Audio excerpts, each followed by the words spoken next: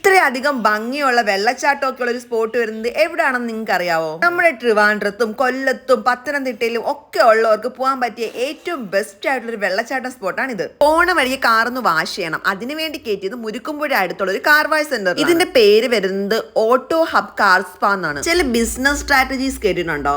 അതുപോലെ ഞാൻ മുന്നേ എവിടെയോ കേട്ടിട്ടുള്ള ഒന്നാണ്. നമ്മളൊരു കാർ വാഷ് സെന്ററിന്റെ ഫ്രണ്ടിൽ ഒരു റെസ്റ്റോറന്റ് സ്റ്റാർട്ട് ചെയ്യുവാണെങ്കിൽ അവിടെ കാർ വാഷ് ചെയ്യാൻ വരുന്നവരും ബൈക്ക് വാഷ് ചെയ്യാൻ വരുന്നവരും ആ സമയം പോകാൻ വേണ്ടിയിട്ട് ആ റെസ്റ്റോറൻറ്റിൽ കയറുമെന്ന് ഏതോ മൂവിയിൽ കണ്ട പോലാണ് എൻ്റെ ഓർമ്മ. അതുപോലെ തന്നെ ഇതിനോട് ചേർന്ന് ഇതിനടുത്തായിട്ട് റെസ്റ്റോറൻറ്റും ഉണ്ട്. സോ എത്രയൊക്കെ ഓടിച്ച് വൃത്തിയാക്കിയാലും കുറഞ്ഞത് ഒരു 10 മിനിറ്റ് എടുക്കും ഈ കാർ ഒന്ന് കഴുകി കിട്ടാൻ. ആ സമയം കൊണ്ട് അടുത്തുള്ള റെസ്റ്റോറൻറ്റിൽ പോയി ഒരു ചായയോ ലൈം ജ്യൂസോ കുടിച്ചിട്ടിരിക്കാം. ആൻഡ് ഇതിനോട് ചേർന്ന് ഇവിടെ അടുത്തായിട്ട് ഒരു ലോണ്ടറി ഹബും വർക്ക് ചെയ്യുന്നുണ്ട്. പിന്നെ ഞാൻ റേറ്റ് പറഞ്ഞില്ലല്ലോ, 149 രൂപയാണ് ബൈക്ക് വാഷിന് റേറ്റ് വരുന്നത്. അതുപോലെ 449 രൂപയാണ് കാർ വാഷിന് റേറ്റ് വരുന്നത്. പിന്നെ നമ്മൾ ഹോസ്പിറ്റലിലായിരുന്നപ്പോൾ 5 സീരീസ് ആയിട്ട് 5 വീഡിയോസ് ഇട്ടിരുന്നു. ആ 5 വീഡിയോസ് നല്ല അടിപൊളിയായിട്ടാണ് ഓടിയത്. ശരിക്കും നമ്മൾ ഇത്രയും ലോങ് വീഡിയോസ് ഇതിന് മുന്നേ ഇട്ടിട്ടില്ല. അതായത് 30 സെക്കൻഡ്, 1 മിനിറ്റ്, 3 മിനിറ്റ് എന്നിങ്ങനെയാണ് നമ്മൾ വീഡിയോസ് ഒക്കെ ഇട്ടുകൊണ്ടിരുന്നത്. പിന്നെ കരുതി ഒരു ലോങ് വീഡിയോ ഇട്ട് കളയാവുന്ന. അങ്ങനെയാണ് നമ്മൾ ആ ഹോസ്പിറ്റൽ സീരീസിന്റെ ആദ്യത്തെ വീഡിയോ അപ്ലോഡ് ചെയ്യുന്നത്. ശരിക്കും പറഞ്ഞാൽ നമ്മൾ മാക്സിമം ഒരു 10K വ്യൂസ് ഒക്കെയാണ് പ്രതീക്ഷിച്ചത്. പക്ഷെ നമ്മളെ അമ്പരിപ്പിച്ചതുകൊണ്ടാണ് ആ വീഡിയോ കടന്ന് ഓടിയത്. അത് നമുക്ക് പ്രചോദനമാണ് വീണ്ടും വീണ്ടും ലോങ് വീഡിയോസ് ഇടാനും ഇതുപോലെ കഥ പറഞ്ഞ് ഇങ്ങനെ കുറെ നമ്മുടെ ലൈഫ് എക്സ്പീരിയൻസ് ഒക്കെ ഒരുമിച്ചാക്കി ഒരു വലിയ വീഡിയോ അപ്ലോഡ് ചെയ്യാനും. ശരിക്കും അത് അത്ര എളുപ്പമുള്ള കാര്യമല്ല. കാരണം നമ്മുടെ ജീവിതത്തിൽ ഒരു ദിവസം ഉണ്ടാവുന്ന ഓരോ ഇൻസിഡൻസ് ഇതുപോലെ ഇങ്ങനെ ക്യാപ്ചർ ചെയ്യണം. പിന്നെ അത് കുത്തിയിരുന്ന് ഓരോ പിക്ചറും എഡിറ്റ് ചെയ്ത് ഓരോ സിംഗിൾ വീഡിയോ ആയിട്ട് മാറ്റിയെടുക്കണം. എന്നിട്ട് അത് നിങ്ങൾക്ക് ഒട്ടും ബോറടിക്കാത്ത രീതിയിൽ ലാഗിങ് വരാതെ ഇങ്ങനെ ഇരുന്ന് കഥ പറയണം. ശരിക്കും ഈ ഡബ് ചെയ്യണ സമയം ഉണ്ടല്ലോ, അതായത് ഞാൻ ഈ വീഡിയോയ്ക്ക് വോയിസ് ഓവർ കൊടുക്കുന്ന ടൈം,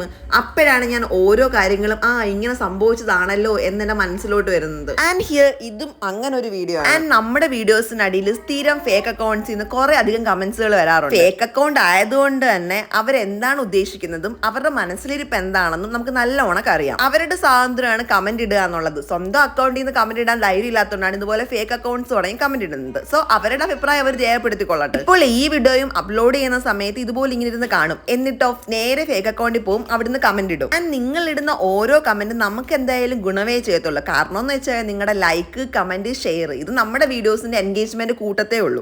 അതുപോട്ട് ഞാൻ പറഞ്ഞു വന്നത് നമ്മുടെ ഹോസ്പിറ്റൽ സീരീസിന്റെ കാര്യമായിരുന്നു. പിന്നെ ഞാൻ അതിൽ കുറെ കമന്റ്സ് കണ്ടിരുന്നു. നിങ്ങൾ യൂട്യൂബർ ആയതുകൊണ്ടും വ്ളോഗർ ആയതുകൊണ്ടുമാണ് നിങ്ങൾക്ക് നല്ല സർവീസ് കിട്ടിയത്, അല്ലെങ്കിൽ നമ്മൾ സാധാരണക്കാർ പോകുമ്പോൾ നമുക്ക് അവിടുന്ന് ഇങ്ങനത്തെ കാര്യങ്ങളൊന്നും അല്ല കിട്ടുന്നതെന്ന്. ഞാൻ ആ കാര്യം എന്റെ വീഡിയോയിൽ നേരത്തെ തന്നെ മെൻഷൻ ചെയ്തിരുന്നു. പാപ്പുടൂവിന്റെ സമയത്ത് എനിക്ക് നല്ല സർവീസ് അല്ല അവിടുന്ന് കിട്ടിക്കൊണ്ടിരുന്നത്. ശരിക്കും പേടിപ്പെടുത്തുന്ന ഒരു ഡെലിവറി ആയിരുന്നു എന്റെ ഫസ്റ്റ്. എന്നിട്ടും ഇത് ഇങ്ങനെയാണെന്ന് അറിഞ്ഞുകൊണ്ടാണ് ഞാൻ സെക്കൻഡ് ഡെലിവറിക്ക് തയ്യാറെടുത്തതും അതേ ഹോസ്പിറ്റലിൽ പോയതും. പക്ഷേ ഗോഡ്സ് ഗ്രേസ് എന്നൊക്കെ പറയൂലേ, അതുപോലെ എനിക്ക് A to Z എല്ലാ കാര്യവും നല്ല പോലെയാണ് സംഭവിച്ചത്. ഞാനൊരു സിസേറിയൻ പ്രതീക്ഷിച്ചായിരുന്നു ആ ലേബർ റൂമിൽ കിടന്നത്. അതുപോലെ ഞങ്ങൾ മൊത്തം 8 പേരാണ് അവിടെ ലേബർ പെയിന് വേണ്ടി വെയിറ്റ് ചെയ്തത്. പക്ഷേ കൂട്ടത്തിൽ 2 പേര് മാത്രമേ അവിടെ നോർമൽ ഡെലിവറി ചെയ്തുള്ളൂ. അത് ഞാനും വേറൊരു ലേഡിയായിരുന്നു. ബാക്കി 6 പേരെ സിസേറിയനും കൊണ്ടുപോയി. പിന്നെ നിങ്ങൾ ഈ കണ്ടുകൊണ്ടിരിക്കുന്നത് കിളിമാനൂരുള്ള മീൻമുട്ടി വെള്ളച്ചാട്ടമാണ്.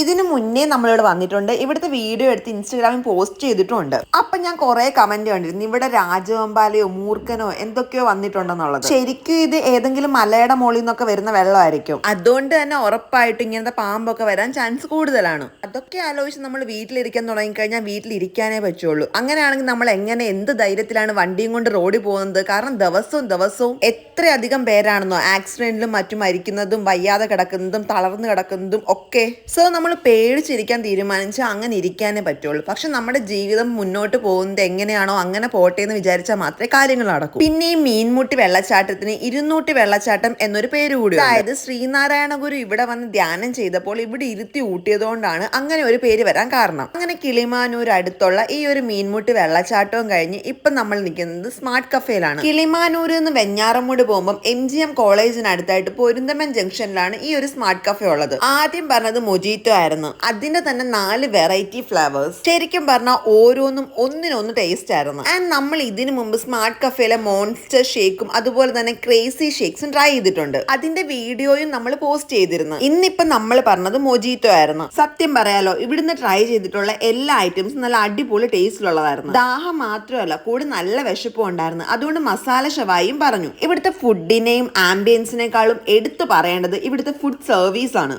എത്ര നീറ്റും ക്ലീനുമായിട്ട് ഹാപ്പി ഫേസോടെയാണെന്നോ ഇവിടുത്തെ സർവീസ് ചെയ്യുന്നത്? അല്ലേലും അത് അങ്ങനെയാണ്. എന്തുമാത്രം വലിയ ഷോപ്പാണെന്ന് പറഞ്ഞിട്ടോ അല്ലെങ്കിൽ അത്ര ആംബിയൻസ് ഉണ്ടെന്ന് പറഞ്ഞിട്ടോ നല്ല ടേസ്റ്റ് ഉള്ള ഫുഡ് ആണെന്ന് പറഞ്ഞിട്ടോ കാര്യമില്ല. ആ ഫുഡ് നമ്മുടെ ടേബിളിൽ കൊണ്ടുവന്ന് വെക്കുന്ന ആൾക്കാരുടെ ബിഹേവിയർ മോശമാണെങ്കിൽ നമുക്ക് ആ ഫുഡ് അത്ര മോശമായിട്ട് തോന്നാറുള്ളൂ. പക്ഷെ ഇവിടെ ഉണ്ടല്ലോ, ഫുഡും നല്ലതാണ്, ആംബിയൻസും നല്ലതാണ്, ഷോപ്പും നല്ലതാണ്, അതിനേക്കാൾ ഒക്കെ ബെസ്റ്റ് ആണ് ഇവിടുത്തെ കസ്റ്റമർ സർവീസ്. ഇന്ന് വരെയുള്ള നമ്മുടെ ലൈഫിൽ ഫുഡിനോ ലക്ഷറിക്കോ വേണ്ടിയിട്ടല്ല പൈസ ചെലവായിട്ടുള്ളത്. സത്യം പറഞ്ഞാൽ അത് ഫുഡ് കഴിക്കാൻ വേണ്ടിയിട്ടാണ്. നല്ല ഫുഡും നല്ല ഫുഡ് കിട്ടുന്ന കടകളും നമുക്ക് അന്നും ഇന്നും ഒരു വീക്ക്നെസ് ആണ്. പൈസ ഉള്ള സമയത്ത് നമ്മൾ അതുപോലെ ഫുഡ് കഴിക്കും. ഇനി സപ്പോസ് പൈസ ഇല്ല എന്നുണ്ടെങ്കിൽ നമ്മൾ കടയിൽ പോയി ഒരു ചായ കുടിച്ചിട്ട് വരും. അങ്ങനെ ലാസ്റ്റ് ഒരു ചായയും ചായക്കടിയും കൂടെ ആയപ്പോഴത്തേന് കംപ്ലീറ്റ്. താമസിയാതെ അടുത്ത വീഡിയോയിൽ കാണാം.